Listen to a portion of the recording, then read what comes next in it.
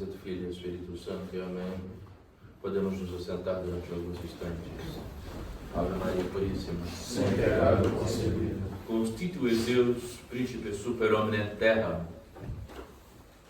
Esta é a frase que devemos guardar no dia de hoje. Constituens eu super omnem, constitues eu príncipe super omnem terra. Eu vos constituí príncipe sobre toda a terra.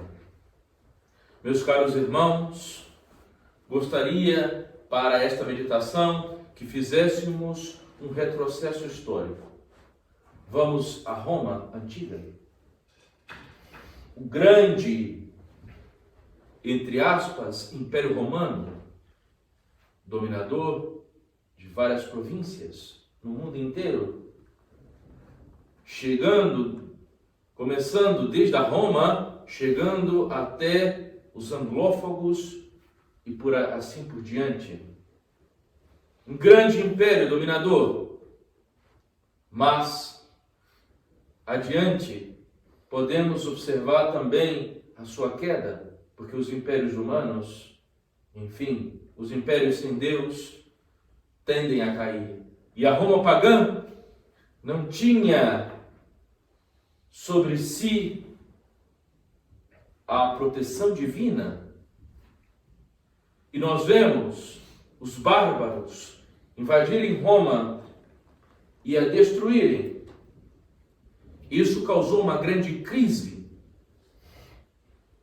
Várias províncias tendo que se defender sozinhas com as suas próprias legiões.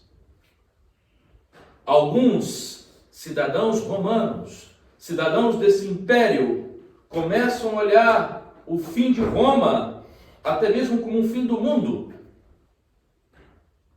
Vejamos, Roma dava a esses impérios prestígio, proteção, uma certa cultura. Roma, a capital da civilização, ao menos da civilização visível.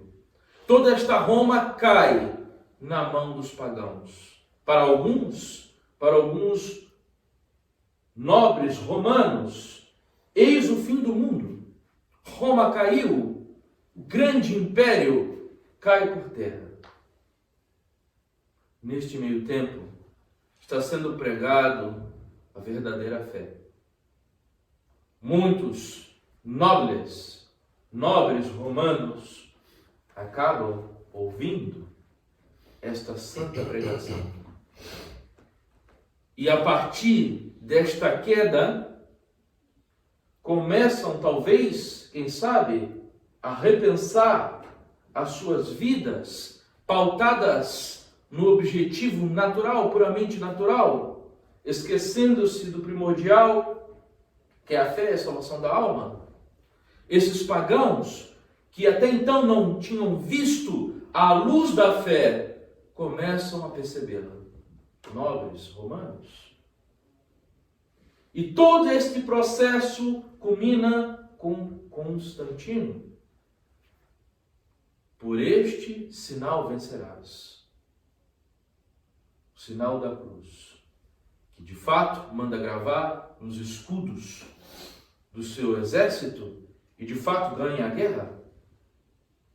O que vemos depois desse processo de queda e conversão de Roma? Vemos uma restauração.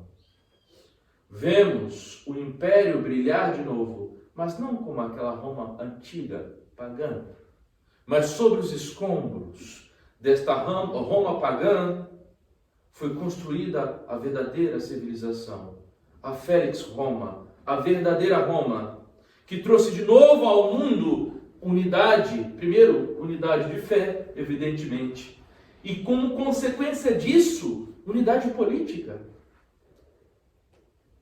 O príncipe de Roma era o príncipe do mundo. E esta frase das Sagradas Escrituras se concretizou. Constituis eu, príncipe, super omnem terra.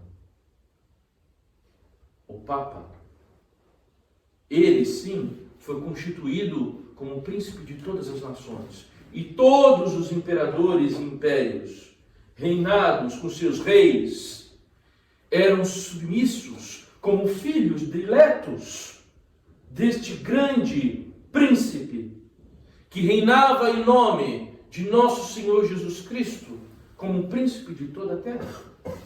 Nós sabemos, meus caros, os analistas políticos dizem isso, que a unidade de fé é necessária, ao menos no campo natural, para a unidade de um reino, para a unidade da sociedade civil. Analistas políticos chegam a essa comprovação, sobre uma comprovação natural. E é isso que nós experimentamos nos áureos tempos da igreja. Nos tempos em que os reis eram submissos, os príncipes eram submissos ao vigário de nosso Senhor Jesus Cristo, ao príncipe por excelência, ao Santo Padre. Aquele que por conta de seu direito, de seu dom infalível de não errar, a inerrância das palavras desse chefe visível da igreja dava a confiança aos príncipes e a todos os católicos, a cada um e a todos os católicos juntos. E isso dava unidade aos reinos. Ora, meus caros, nesta felicidade, na Urbis, na Félix Roma, ali foi constituído um império imperecível, que não pode e não poderá perecer. Essa é a doutrina da igreja. Não sou eu que o digo. Há muitos hoje em dia que apontam, nesses tempos tão difíceis que vivemos hoje, apontam uma possível queda de Roma. Isso, para nós, meus caros irmãos, pela teologia da igreja, não sou eu que digo, é impossível. Doutrina comum entre os teólogos. Doutrina comum entre os teólogos. Todo o clero de Roma, na sua totalidade, na totalidade do clero romano, a totalidade do clero romano não pode delinquir. Isso é opinião comum entre os teólogos. Não sou eu que digo isso. Opinião comum entre os teólogos. O papado está intrinsecamente ligado a Urbs, a cidade de Roma. Não sou eu que digo. Então devemos fazer como a igreja fez quando São Pedro esteve preso. Nós lemos isso no Santo Evangelho, nos Atos dos Apóstolos, perdão.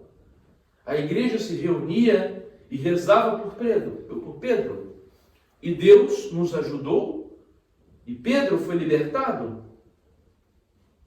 Por que a igreja não instituiu naquele momento um novo apóstolo que pudesse liderá-la? Já que me parecia, pelos Atos dos Apóstolos, que a situação no qual São Pedro vivia, uma situação bem difícil, ao ponto de toda a igreja rezar por ele, para a sua libertação. Por que isso não foi feito naquele momento? Unidade de fé. Unidade de governo. A igreja rezava para que São Pedro fosse libertado.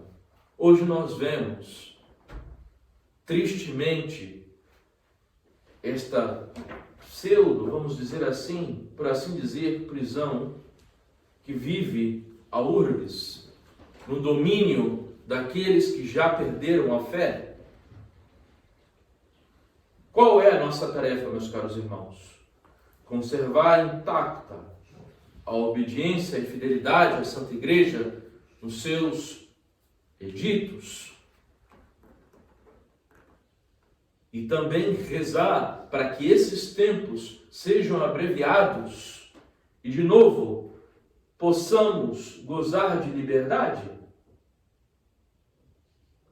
Esse deve ser o nosso objetivo nesse tempo de crise. Rezar e guardar. guardar a fé e rezar para que esses tempos sejam abreviados. Mas nós não podemos, de maneira nenhuma, perder a esperança de que um dia a URBS seja liberta dessas amarras diabólicas. E isso, para mim, olhando de uma forma muito mais ampla, é uma estratégia também dos inimigos. Os inimigos disseminam a falta de esperança através de um apocalipsismo generalizado para que os católicos percam, de fato, à vista de uma restauração ou de uma libertação, por assim dizer, de Roma das mãos dos inimigos. É isso que nós vemos. Alguém um dia me perguntou se eu era restauracionista. Eu digo, não sou restauracionista, sou católico. E espero sim uma restauração que virá da Urbis, da cidade eterna, da Roma eterna, da Felix Roma. E qualquer católico deve esperar a mesma coisa? Pergunta aos senhores, quantos são aqueles que, vendo a situação atual, rezam para que nós tenhamos um Papa legítimo? É importante nos questionar sobre isso. Não faço aqui juízo, não sei quantos que rezam, mas pelas obras, pelos frutos conhecereis a árvore. Pelo que ouvimos e vemos e as atitudes, chegamos de fato à constatação que talvez poucos rezam. Se esperamos que esta situação dure até o final dos tempos, que esperança virá aos nossos corações? Nenhuma. Somente o pedido incessante de que os final dos tempos venham com mais rapidez. Mas a esperança de talvez uma restauração por uma intervenção de Deus, quem sabe, nós não sabemos, mas bem, essa esperança da restauração, num discurso apocalíptico, me parece que não vem a calhar. E é o que nós vemos hoje em dia. Não façamos escolas católicas, de fato católicas, porque o mundo está acabando. Não criemos seminários, porque o mundo está acabando e não temos condições. Não tentemos restaurar as ordens religiosas, porque o mundo está acabando, as vocações vêm para nós de uma forma totalmente destruída, ou quiçá outros argumentos que aí circundam pelos meios tradicionais. Os senhores não conheceram um convento estabelecido, ou alguns falam de sucessão franciscana, né? Assim como tem sucessão apostólica de bispos, também tem sucessão apostólica das ordens, né? Bem, enfim, se São Francisco precisasse de sucessão para criar a ordem franciscana, isso não quer dizer que nós não tenhamos que ter um sacerdote mais velho que receba os nossos votos. Isso é uma graça de Deus. Mas mesmo que não houvesse esse sacerdote, se os frades, se um grupo de pessoas, de almas, se reunissem para seguir fielmente a regra e as constituições, seria também uma restauração.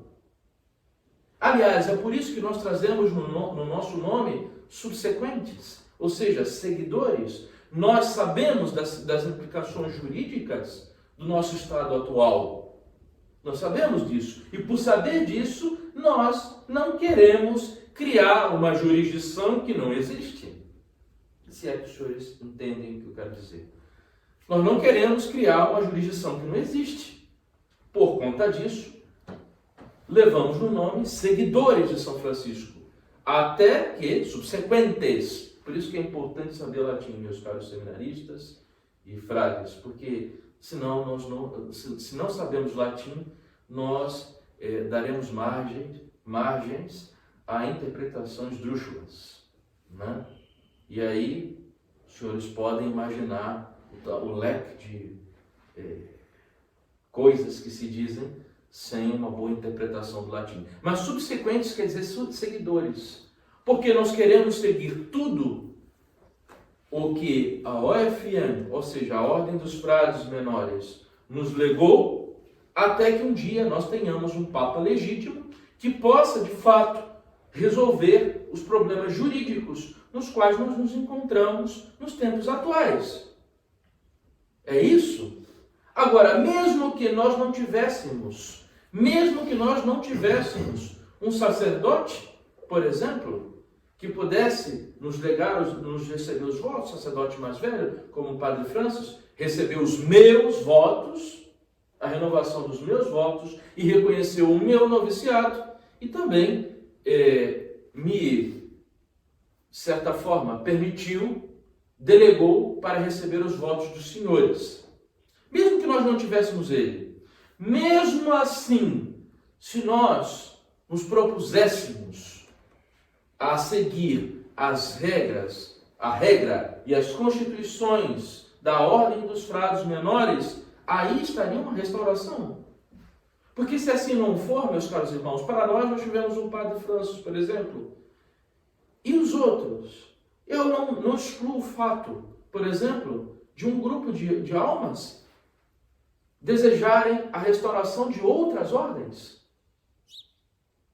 É assim. E aí, será vedado para elas esse direito? Porque elas não tiveram um sacerdote no passado que pudesse passar as constituições, os costumes? É desse jeito? Meus caros irmãos, se for assim, um grupo de ordens que tiveram a promessa de Deus de continuar até o final dos tempos, e não foram poucos esse número, teriam mentido. Alguém ali mentiu, disse alguma coisa que não aconteceria. E algumas têm promessas divinas de durar até o final dos tempos, como a nossa. Então, como seria isso? Um pensamento extremamente legalista, um pensamento extremamente apocalíptico, próprio, muitas vezes, das seitas. Se os senhores forem notar as principais seitas, todas elas falaram desse tema: o apocalipse e o fim. Algumas delas chegaram ao cume, por exemplo, de suicídio. Nós vemos alguns exemplos por aí. Outras tiveram que dar uma melhorada no seu discurso, né? Para não parecer que eles erraram na data do fim do mundo.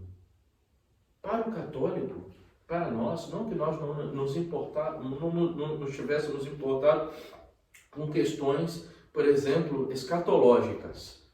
Houve na história da igreja bons teólogos que trabalharam nessa questão escatológica durante algum tempo. Porém, isso nunca foi o norte do católico. O católico nunca prestou atenção. E quando começavam a prestar atenção demais, o Santo Padre silenciava, como aconteceu no caso, nós vemos isso no caso de La Salette. Houve um silêncio obsequioso por parte de alguns padres que falavam muito sobre esse tema na época. E nós vemos isso, nós vemos qual é o interesse da igreja. Por quê? O interesse da igreja é sempre tentar construir a civilização católica e nunca perder esse norte. A igreja está sempre propondo aos seus membros um trabalho perpétuo para a instauração do reinado social de nosso Jesus Cristo, do reinado do Cristo Rei. E quando há algo que ameaça isso, a igreja então vê isso com reservas. Nós devemos pensar nisso. Nós devemos pensar que muito se tem a fazer e trabalhar. Se olharmos a crise, o panorama que se encontra toda essa crise da civilização ocidental, da nossa civilização, baseada como matriz a igreja de nosso Senhor Jesus Cristo, a verdadeira igreja, nós muitas vezes nos desesperamos. Nós nos desesperamos. Se olharmos simplesmente, puramente, de forma humana, todos esses acontecimentos. Mas se olharmos esses acontecimentos com o olhar da igreja, nós nos sentimos aptos a trabalhar pela unidade, a trabalhar pela defesa da fé, a trabalhar pela criação de escolas, de seminários, a trabalhar para tomar, é esse que o católico deve fazer, tomar os principais cargos chaves para, através desse serviço prestado à sociedade civil, dar liberdade sem peias à igreja. Agora, se todos esses esforços forem barreirados pelo pensamento apocalíptico, o que faremos? Cruzaremos as nossas mãos e diremos, tudo acabou, não há mais nada que fazer. Vamos nos refugiar em um lugar ermo, porque esse será o único ato plausível a ser feito nos tempos atuais. É isso. E esse espírito eu não quero que esteja sobre vocês. Pio XII, mesmo vendo o início, de certa forma, de todo esse caos que nós vivemos hoje na sociedade civil, ele tinha várias cartas à ação católica, pedindo a colaboração dos leigos, pedindo que os sacerdotes, ou seja, os membros regulares, do clero regular, como dos seculares, começassem a trabalhar para formar intelectuais católicos que pudessem levar bem a sociedade civil. O XII dizia isso claramente. Criem colégios, formem intelectuais, trabalhem ativamente. E olha, nós estávamos falando já de uma sociedade tomada pelo espírito maçônico, pelo laicismo e por tantas heresias que nós hoje vemos o triunfo. Mas Pio XII insistia conosco, combatam esse mundo ateu, formem intelectuais católicos, criem colégios, criem seminários, criem congregações missionárias. É necessário uma nova catequização do mundo. E meus caros, hoje em dia, olhem para o passado, olhem para os nossos grandes exemplos do episcopado brasileiro, grandes missionários que aqui passaram, vindo de Portugal, para catequizar este mundo desconhecido e selvagem dos Brasis. Olhem para o exemplo deles. Eles tinham dentro de si um grande fervor de catequização, de catequizar, de levar a fé católica. Hoje em dia, olhem para o nosso mundo. Olhem para o nosso mundo. Hoje não seria tão necessário quanto fora no tempo em que esses rapazes de 19 anos, 15 anos, tomavam suas naus para virem para essa terra cheia de abrolhos, de selvagens, para aqui pregar a sã doutrina. Esse ardor que eles tiveram, hoje, pensem os senhores, não é necessário para nós? Vejam a realidade do mundo de hoje. Alguns diriam, não, mas veja, padre, naquela época eles eram pagãos, hoje eles são apóstatas. Meus caros, por favor, isso não é argumentação. Essa argumentação é totalmente falha. Claro que o trabalho vai ser mais difícil, mas pelo trabalho ser mais difícil, é necessário um fervor muito maior do que eles tinham. E esse é o problema, falta de fervor apostólico. E essa falta de fervor apostólico vem da onde? Uma das bases, esse pensamento apocalíptico. Você vai ter fervor de renovar o quê? De catequizar o quê? Se você já está no fim. E aí nós vemos aí grandes profetas de fim do mundo, né? Se multiplicarem cada vez mais, né? Claro, evidentemente hoje não mais, para não cair no ridículo, dando datas para o fim do mundo. Mas o pensamento de que nós estamos no fim é algo que, de certa forma, se dissemina e se espalha. E é por isso que não há mais fervor apostólico. Como vai se ter fervor em algo que está terminando? Não tem mais. Por isso, Nosso Senhor, ele é sagaz. Como Deus, ele sabe o que fazer. Vocês dizem, vós não sabeis nem o dia nem a hora. Não é? Ninguém sabe. Nosso Senhor não quis falar sobre esse assunto. Trabalhem. Continuem trabalhando, sem pestanejar. Continuem disseminando a verdade, a sã doutrina. E não se preocupem com o fim. Quando ele chegar, estejam preparados. Isso é verdade. Porque o Senhor virá como aquele Senhor que vem durante a noite. Estar preparados, meus caros senhores, é uma coisa. Lavar as mãos e nada fazer é outra, completamente diferente. Esse não é o pensamento do católico. Esse é o pensamento da maioria das seitas. E nós devemos abrir os olhos com isso, com esse tipo de pensamento. E fugir disso. Ao contrário, termos esperança. Aliás, a esperança é uma das virtudes que todo católico deve ter. Fé, esperança e caridade. Esperança do céu e esperança também de levar ao céu a outras almas.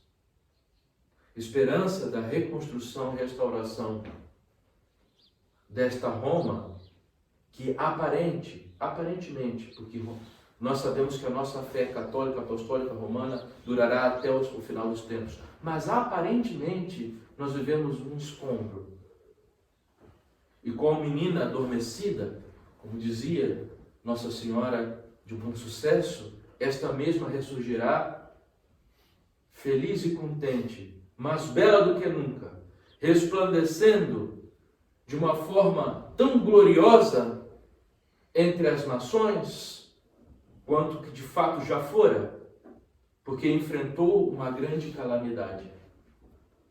Meus caros irmãos, nós, por assim dizer, numa pequena comparação, espero que não seja uma comparação que possa chocar alguns, nós, nesse pequeno convento, somos uma dessas legiões que se mantiveram firmes nos rincões deste Brasil. E nós queremos nos manter firme, com as nossas muralhas fortes, para esperar o dia que a nossa capital seja de fato restaurada e que possamos ir até ela, ajudar nesta restauração. Por isso é necessária a obediência.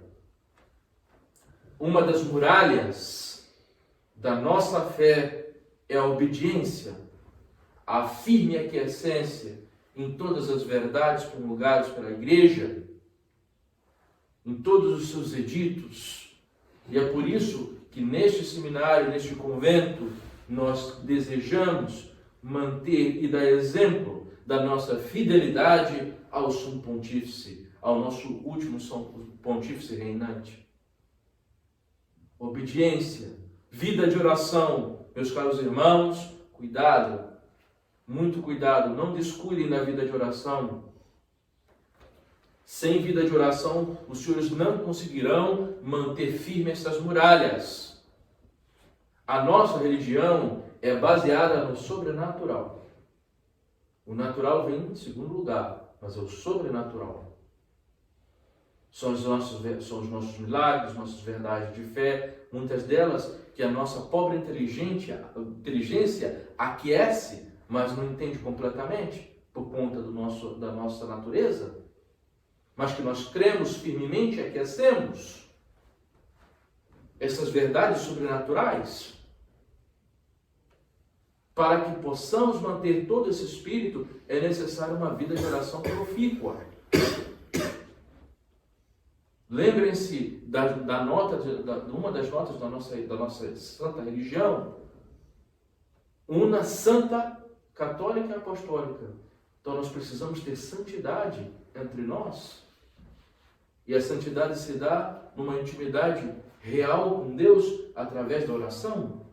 Sem vida de oração não é possível. Nós temos o nosso horário, que nós devemos fazer nossa visita ao Santíssimo, que nós devemos rezar o nosso ofício, mas é sempre bom, fora do horário, dar um mimo a Deus e a Nossa Senhora. Gostaria de ver mais vezes entre seminaristas e religiosos vindo à capela, fora dos horários que são prescritos pelas nossas regras de conduta. Isso é uma prova de amor a Deus. Isso enche o nosso espírito. Nós precisamos também de estudo. Isso é muito importante. Boa parte dos erros que nós vemos graçar atualmente é falta de um estudo profícuo. Profícuo da língua da igreja, o latim. Um estudo profícuo também da filosofia e da teologia. E quando nós não temos essas bases, nós não sabemos o que a igreja disse sobre muitas coisas, nós começamos a elaborar a nossa própria doutrina. E isso é um erro, isso é um problema, isso não traz unidade. E aí vemos tantas dissensões e brigas. Por quê? Porque cada um tem a sua própria doutrina. E isso nós não queremos. Por isso é necessário a maior atenção nos textos editos, livros, manuais de teologia, manuais de filosofia, bons filósofos, que nos ensinarão e nos darão as bases do nosso pensamento católico. Também, na questão política, é necessário ler o que a igreja escreveu. Meus caros, hoje em dia vemos católicos tradicionais afirmarem que a Rerum Novarum, por exemplo, é o início de um comunismo velado na igreja. Meu Deus, quanta ignorância. Nós vemos isso. E de onde que isso é tirado? De um pensamento próprio. Eu tenho direito de julgar as encíclicas do Papa. E olhar assim, aqui tem alguma coisa que não está bem. O que você é? Não, eu sou um seminarista, sou um religioso, sou um leigo, ou até mesmo sou um sacerdote. Meus caros, isto em outras épocas era crime de silêncio obsequioso, na melhor das hipóteses. E se a coisa continuasse assim, em suspensão. E qual é o argumento visível? Sim, mas é verdade, isso era assim naquela época, mas hoje nós não temos jurisdição, então podemos fazer tudo. Não, isso não é conservar a igreja, não é conservar o que a igreja ensinou. Nós não podemos, nunca, em qualquer época, mesmo num tempo em que nós não temos a cabeça visível, o legislador, entre nós não podemos julgar o que os seus legisladores anteriores julgaram como verdade. Isso é um absurdo. E nós vemos isso cada vez mais graçar entre nós. E aí o que nós vemos? Aí de fato nós temos diante de nós uma realidade apocalíptica de irmão contra irmão. Ninguém se entende. Por quê? Porque essa unidade de fé foi ferida e porque não se trabalha de forma clara por essa unidade. É necessário que o pensamento do grupo, de certa forma, se coloque à frente e seja o que norteia o grupo. Eu não gosto muito do termo, eu gostaria que os senhores evitassem também entre os senhores o grupo de bofete. Não existe o grupo de bofete. Existe um convento franciscano que quer servir a igreja. Esse grupo de bofete não existe. Eu não gostaria que alguém dissesse, não, eu estou me ligando ao grupo de bofete. Não. Vocês estão pedindo assistência aos pobres frades que estão prontos a servir a igreja. E basta. Não existe esse tipo de coisa. Porque a impressão que dá quando se fala de grupo, a impressão que dá é que existem várias seitas separadas entre si. E esse não é o meu pensamento, não é o meu objetivo e nem quero que essa mentalidade esteja sobre nós. Hoje é o Padre Pedro, que é responsável pelo convento, toma sobre si a responsabilidade das obras que o convento ajuda como servos fiéis da igreja, como cooperadores do ministério de sacerdotes, como nosso Senhor Seráfico Pai bem nos colocou. E basta. Essas nomenclaturas de grupo A, B ou C não devem estar entre nós. Isso é espírito sectário. Nós somos católicos, apostólicos, romanos. Isso nos basta. Nada desse pensamento de grupo. Nada desse pensamento de tribo. Porque o que parece, o que nós vemos hoje, é que nós estamos aí separados por tribos e de vez em quando as tribos mandam flechas uns para os outros. Né? Isso é um absurdo completo. Não é um pensamento católico. Nós não estamos separados em tribos. Nós somos membros da Igreja Católica Apostólica Romana. Por isso, sejam caridosos. Defendam a verdade, mas não ataquem as pessoas. Defendam a verdade, mas não ataquem as almas. Aliás, e quando uma alma, por algum motivo, desejar esclarecer alguma dúvida do nosso procedimento, sejam caridosos de ouvi-las. Mas este pensamento agressivo não deve estar entre nós, porque esse pensamento agressivo não é católico. Nós denunciamos o modernismo. Nós denunciamos esta seita conciliar que se instalou e tomou a instituição e tomou nossos prédios. Mas nós não queremos em nenhum momento que as pessoas que estão ali inseridas nessa situação, que elas se percam. Ao contrário, nós queremos resgatá-las para Deus. E não é com agressividades e flechas incandescentes ou envenenadas, né, com sapos, né, que nós vamos converter essas pessoas e vamos mudar essa situação. Um teólogo, um verdadeiro teólogo, que sabe daquilo que diz, ele não é agressivo. Ele tem ciência, ele tem segurança daquilo que diz, porque ele está fundamentado na verdade para dizer o que diz. Mas um dos sinais de que alguém não tem a verdade é justamente a iracundidade. Quando você vê alguém descompensado, descontrolado, iracundo para defender uma verdade de fé, ele não está seguro dessa verdade. Os mártires davam suas vidas tranquilamente, suas cabeças tranquilamente, para serem decapitados, enforcados, queimados pela fé. Alguns faziam até brincadeiras, como São Lourenço, por exemplo, asse a outra parte porque essa já está assada. Ou então São Tomás Moro, que lançava a barba para frente e dizia, ela não tem culpa de nada, pode decapitar. Estavam certos da verdade que tinham. Agora, quando nós não estamos certos, quando nós temos medo de que as outras pessoas descubram o nosso erro e quando nós defendemos a nossa verdade pessoal sem se preocupar com a verdade, quando nós não temos amor à verdade, o que acontece conosco? Defendemos com paixão aquilo que acreditamos, porque por orgulho. Isso não deve ser entre vós, por isso estudem e defendam os seus pontos com tranquilidade. Não, olha, isso não é assim por conta disso, está aqui, escrito. Né? Vejam, guerra, não atacar seu lado pessoal, ok, querem atacar a minha vida pessoal, ou sei lá, né? Ataquem, não há problema algum. Contanto que a verdade venha sempre à tona. Eu não me importo. É esse pensamento desinteressado que tem que ter o católico pela verdade. Não importa o que façam comigo. Ontem nós lemos isso na festa de Santo Ireneu.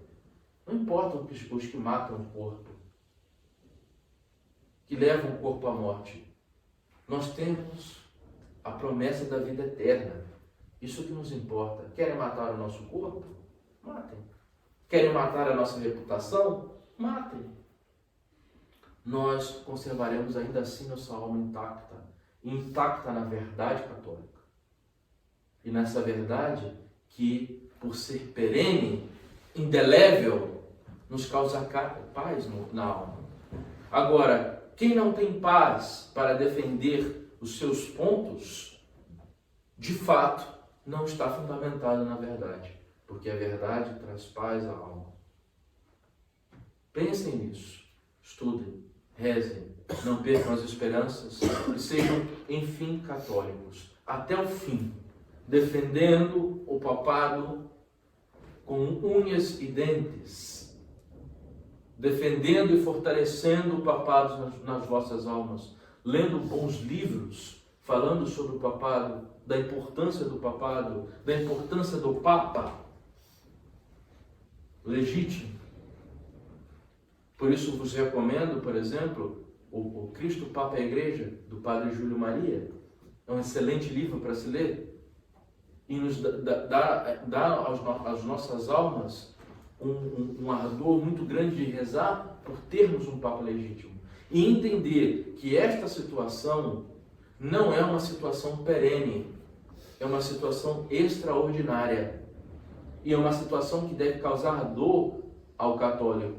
E não se ufanar de sermos, nesse termo que foi utilizado muitas vezes para a nossa própria, é um termo pejorativo para nós não devemos nos ufanar de sermos sedevacantistas. Nós devemos, de fato, ter tristeza de constatarmos que a sé está vacante. E é por isso que nós rezamos todos os dias, para que um dia nós tenhamos um Papa legítimo na cidade da fé, na cidade da verdade, na Urbis. É isso que devemos rezar e é para isso que devemos trabalhar. Meus caros irmãos, tomem para si aquela mensagem de Nosso Senhor, nosso Seráfico Pai, sobre a reconstrução da igreja. E que nós possamos ser, cada qual carregando sua pedrinha, cada qual no seu estado de vida, trabalhar por esta restauração com fervor e não com desesperança, deixarmos as coisas para lá e não nos importarmos com isso. Ave Maria Puríssima, sem pecado concebido. em nome do Padre, do Filho e do Espírito Santo.